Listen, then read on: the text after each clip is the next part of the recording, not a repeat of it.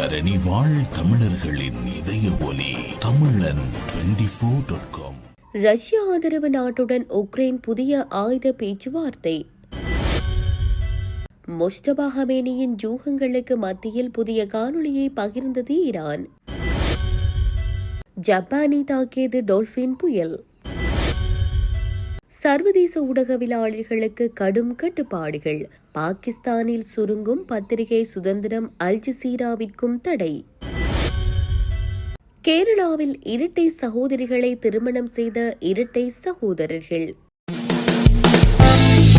Swiss ஆஃப்ரிங்கன் நகரத்தில் குறைந்த விலையில் சிறந்த தரத்தில் உங்கள் வீட்டு தேவைகளுக்கான யாவும் ஒரே இடத்தில். Little Asia. இங்கே தாயகத்தில் இருந்து தரமான மரக்கறி, ஃப்ரெஷ்ஷான இறைச்சி, சுவையான மீன் வகைகள் மற்றும் ஆசிய, ஆப்பிரிக்க, தாய்லாந்தில் இருந்து இறக்குமதி செய்யப்பட்ட பலசரக்கு பொருட்கள் அனைத்தும் ஒரே கூரையின் கீழ். உங்கள் ஷாப்பிங்கை இனிமையாக்க 200க்கும் மேற்பட்ட கார் பார்க்கிங் வசதி. மேலும் ஹைவேயில் இருந்து வரும் 700 மீட்டர் தூரத்தில் மிக பிரம்மாண்டமான little Asia exotic food.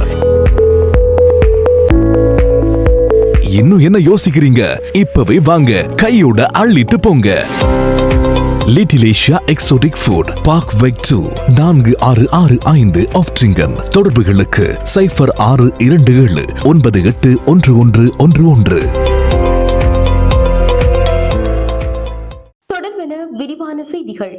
Ukraine ஜனாதிபதி வொலோடிமிர் ஜெலன்ஸ்கி முதல் முறையாக செர்பியாவிற்கு அதிகாரப்பூர்வ அரசு பயணம் ஒன்றை மேற்கொண்டுள்ளார். அவரை வரவேற்ற செர்பிய ஜனாதிபதி அலெக்சாண்டர் வூச்சிச் ஐரோப்பிய ஒன்றியத்தின் நன்மதிப்பை பெற விரும்பும் நிலையில் ரஷ்யாவுடன் நட்புறவை பேணி வரும் செர்பியாவிடமிருந்து ஜெலன்ஸ்கி மேலும் ஆயுத உதவிகளை கோரியுள்ளதாக தெரிவிக்கப்படுகிறது. உக்ரைன் ஜனாதிபதி ஜெலன்ஸ்கியும் செர்பிய ஜனாதிபதி அலெக்சாண்டர் வூச்சிச்சும் கடந்த காலங்களில் பலமுறை சந்தித்துள்ளனர். பெரும்பாலும் பலதரப்பு நாடுகளின் இடையே இந்த சந்திப்புகள் இடம்பெற்றுள்ளன. மிக அண்மையில் ஜூலை 15ஆம் தேதி உக்ரைன் தலைநகர் கீவில் இருவரும் சந்தித்தனர். இந்நிலையில் நேற்று ஜெலன்ஸ்கி தனது முதல் அதிகாரப்பூர்வ அரசு பயணம் ஒன்றை செர்பியாவிற்கு சென்றிருந்தார். உக்ரைனுக்கு எதிராக ரஷ்யா தொடர்ந்து போர் நடத்தி வரும் நிலையில் ஐரோப்பாவில் ரஷ்யாவிற்கு மிகவும் நெருக்கமான நாடுகளில் ஒன்றாக செர்பியா கருதப்படுகிறது.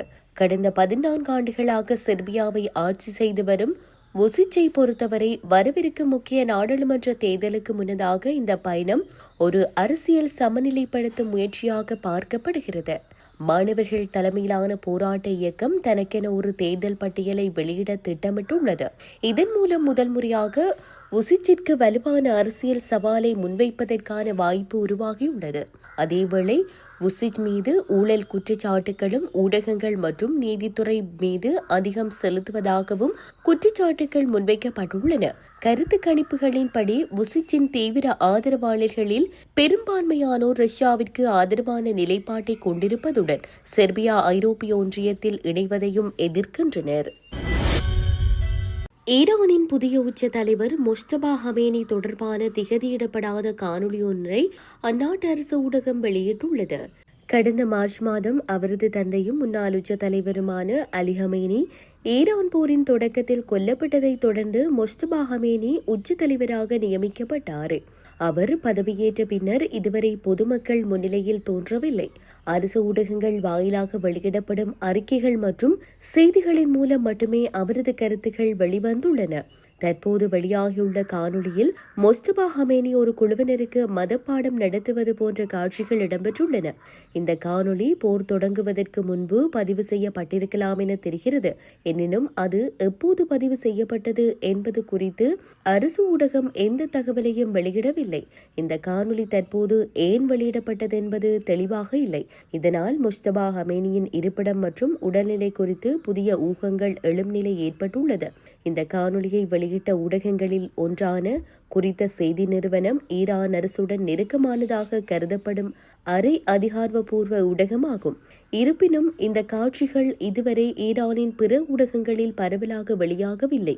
முஸ்தபா ஹமேனி உச்ச தலைவராக தேர்ந்தெடுக்கப்பட்ட காலகட்டத்தில் CNN-க்கு தகவல் வழங்கிய வட்டாரங்களின்படி அமெரிக்கா மற்றும் இஸ்ரேல் மேற்கொண்ட குண்டுவீச்சு தாக்குதலின் முதல் நாளில் அவருக்கு காலெலும்பில் முறிவு ஏற்பட்டதுடன் முகத்தில் சிறிய காயங்களும் ஏற்பட்டிருந்ததாக தெரிவிக்கப்பட்டது.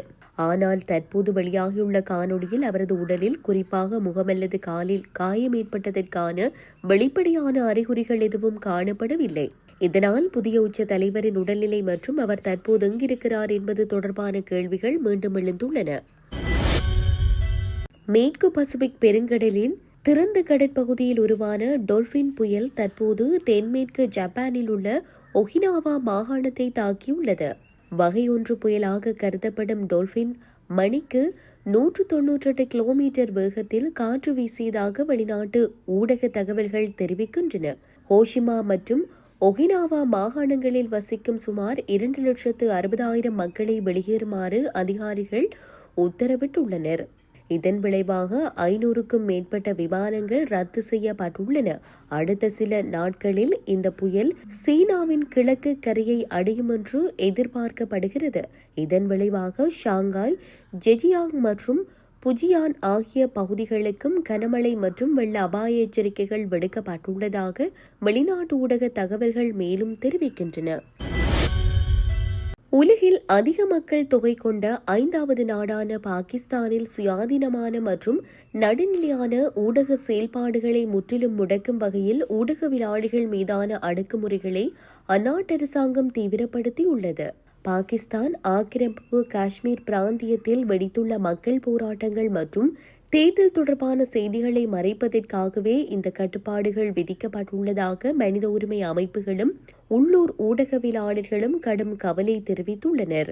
புதிய விதிமுறைகளின்படி சர்வதேச ஊடக நிறுவனங்களில் பணியாற்றும் பாகிஸ்தானிய மற்றும் வெளிநாட்டு ஊடகவியலாளர்கள் அனைவரும் நாட்டின் பிரதான 3 நகரங்களான இஸ்லாமாபாத், கராச்சி மற்றும் லாகூர் ஆகியவற்றை தாண்டி வேறு எந்த பகுதிக்கு சென்று செய்தி சேகரிக்க வேண்டுமாயின் மத்திய தகவல் அமைச்சகத்திடம் முன் அனுமதி பெறுவது கட்டாயமாக்கப்பட்டுள்ளது. பாகிஸ்தான் ஆக்கிரமிப்பு காஷ்மீர் பிராந்தியத்தில் அதிக அரசியல் உரிமைகளை கோரி கடந்த ஜூன் மாதம் முதல் மக்கள் தொடர் போராட்டங்களில் ஈடுபட்டு வருகின்றனர்.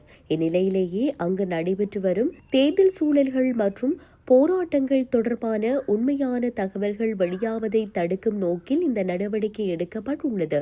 செய்தி சேகரிப்பில் ஈடுபட்டு வரும் ஊடகவியலாளர்கள் தீவிர கெடுபிடிகளுக்கு உள்ளாக்கப்பட்டு வருகின்றனர். கடந்த ஆகஸ்ட் 1 பாகிஸ்தான் கட்டுப்பாட்டில் உள்ள காஷ்மீர் பகுதியில் சுயாதீனமாக பணியாற்றி வந்த 2 பாகிஸ்தானிய ஊடகவியலாளர்கள் பாதுகாப்பு படையினரால் கைது செய்யப்பட்டு ரகசிய இடத்திற்கு அழைத்து செல்லப்பட்டுள்ளதாக நியூயோர்க்கை தளமாக கொண்ட ஊடகவியலாளர்களை பாதுகாப்பதற்கான குழு சுட்டிக்காட்டியுள்ளது. அத்துடன் போலி செய்திகளை பரப்புவதாக கூறி போலி தகவல் தடுப்பு சட்டத்தின் கீழ் பல ஊடகவியலாளர்களுக்கு நீதிமன்ற அழைப்பாணைகள் அனுப்பப்பட்டுள்ளன. பாகிஸ்தான் ஆக்கிரமிப்பு காஷ்மீர் தேர்தலை அறிக்கையிட்ட சர்வதேச ஊடகமான அல் ஜசீராவின் செய்தியாளரை பகிரங்கமாக விமர்சித்த பாகிஸ்தான் அரசாங்கம் வெளிநாட்டு ஊடகங்களில் பணிபுரியும் அனைத்து ஊடகவியலாளர்களையும் அப்பகுதியை விட்டு உடனடியாக வெளியேறுமாறு உத்தரவிட்டுள்ளது. இந்தியாவின் கேரள மாநிலத்தில் இரட்டை சகோதரர்களான அகில் தாமாஸ் மற்றும் நிகில் தாமாஸ் ஆகியோர் இரட்டை சகோதரிகளான மேகி மேரி மற்றும் மரியா மேரி ஆகியோரை திருமணம் செய்து கொண்ட சம்பவம் சமூக ஊடகங்களில் வைரலாகியுள்ளது. கேரளாவின் கோட்டயம் மாவட்டம் சங்கனாச்சேரியில் உள்ள மெட்ரோபாலிட்டன் தேவாலயத்தில் கடந்த ஜூலை 30 கிறிஸ்தவ முறைப்படி இந்த திருமணம் நடைபெற்றுள்ளது. இந்த திருமணத்தின் மற்றொரு சிறப்பம்சமாக திருமணத்தை நடத்தி வைத்த பாதிரியார்களும் இரட்டையர்கள் என்பதுடன் அவர்களுக்கு உதவிய ஆல்டர் பாய்ஸ் எனப்படும் சிறுவர்களும் இரட்டையர்களாக இருந்துள்ளனர். இதனால் ஒரே திருமண நிகழ்வில் 4 ஜோடி இரட்டையர்கள் இடம்பெற்றமை பலத்த கவனத்தையும் ஈர்த்துள்ளது. திருமணத்திற்கு பின்னர் மணமக்கள் மற்றும் இரட்டை பாதிரியர்களான அண்டோ பெலும்கட்டில், அஜோ பெலும்கட்டில், அத்துடன் இரட்டை alter boys Jeron James, Johann James ஆகியோர் ஒன்றாக நிற்கும் புகைப்படம் சமூக ஊடகங்களில் பரவலாக பகிரப்பட்டு வருகிறது.